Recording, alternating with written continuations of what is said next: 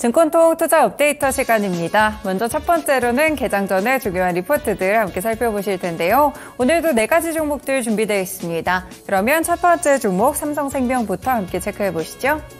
NH투자증권 리포트입니다. 일단 4분기 지배주주 순이익은 4,456억 원으로 컨센서스를 상회하는 모습이었는데요. 투자 부문의 일회성 이익도 있기는 했지만 계절성을 감안했을 때 이번에는 꽤나 양호한 실적이 나왔습니다. 신계약 CSM도 올해 3조 원 이상을 유지한다는 계획인데요. 조금 아쉬웠던 점은 주주 환원과 관련된 새로운 발표가 없었습니다. 다만 기존의 배당 정책을 유지하고 밸류 프로그램을 고려해서 앞으로 자본과 관련된 이런 액수들을 구체화할 것이라고 밝혔습니다.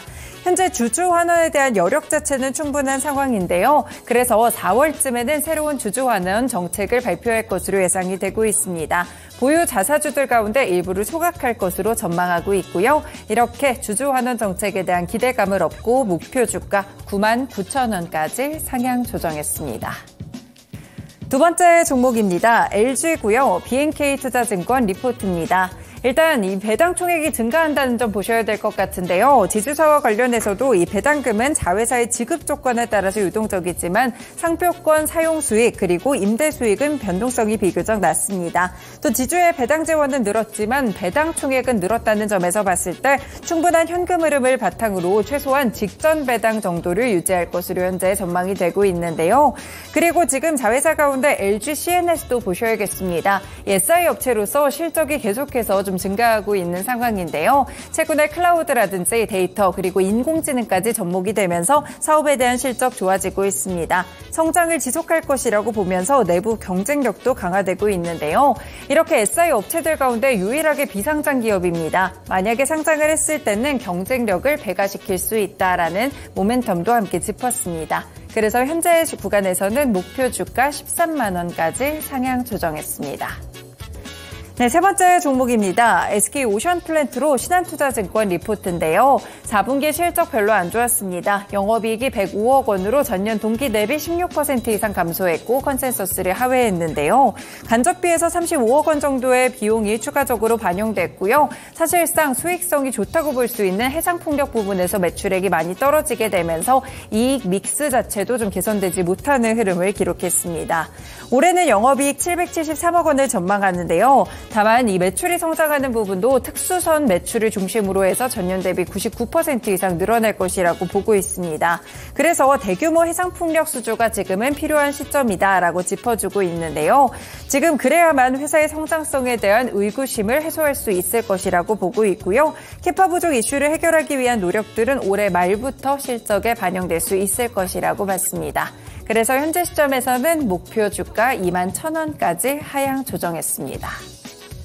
마지막 종목 보겠습니다. 세경 하이테크로 하나증권 리포트인데요. 지난해 영업이익 어느 정도 수정이 좀 됐습니다. 공시 다시 보시면 영업이익이 362억 원으로 전년 대비 352.4% 증가했고 큰 호실적을 기록했는데요. 기존에 캐시카우 역할을 해왔던 광학필름 사업부의 점유율이 크게 올랐습니다. 글라스틱 사업부에 대한 회복에 따라서 가파른 수익성 성장이 주목되고 있는데요. 지난해부터 수율이 90% 이상 증가하면서 흑자 전환에 가능한 것으로 보입니다.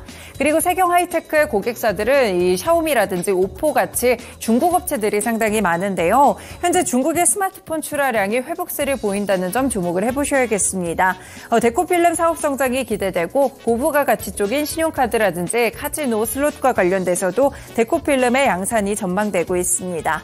여기에 북미 태블릿 OCA 신사업도 주목해볼 수 있겠고요. 2차 전지에서는 배터리 팩의 신소재 패드를 이셀업체와 성능 테스트를 진행 중이라는 점에서 연내 구체화될 2차 전지 사업 부분도 살펴볼 수 있겠습니다.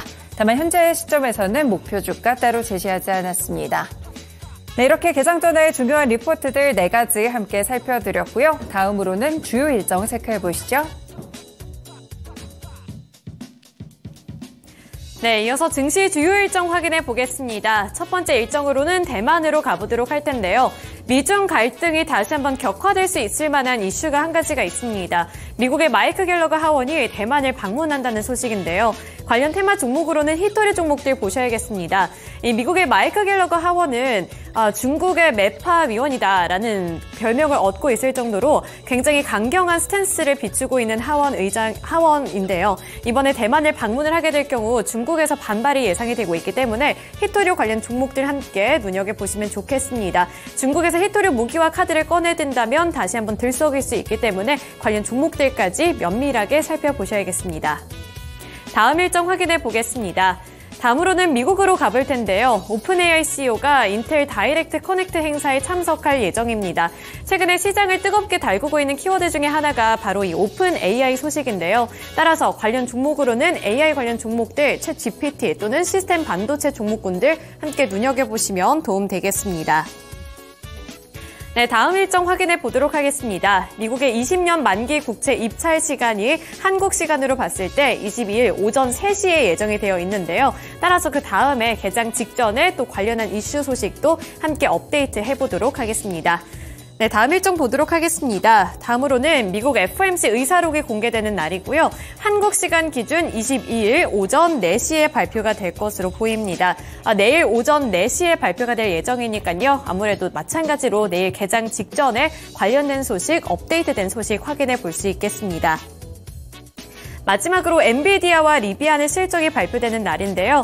엔비디아 현지 시간 기준으로 21일에 발표가 됩니다. 엔비디아는 실적 발표를 앞두고서 정규장에서 급락하는 모습이 나타나기도 했는데요. 호실적을 거둘지언정 엔비디아의 주가 차익 매물이 출회될 수 있다라는 분석이 나오고 있는 상황인 만큼 엔비디아의 실적 발표 그리고 주가 흐름까지 파악해 보시면서 국내 증시에는 어떠한 영향이 미쳐지게 될지도 눈여겨보셔야겠습니다. 네, 이렇게 국내외 주요 일정 함께 살펴드렸고요. 지금까지 증권통 투자 업데이터 시간이었습니다.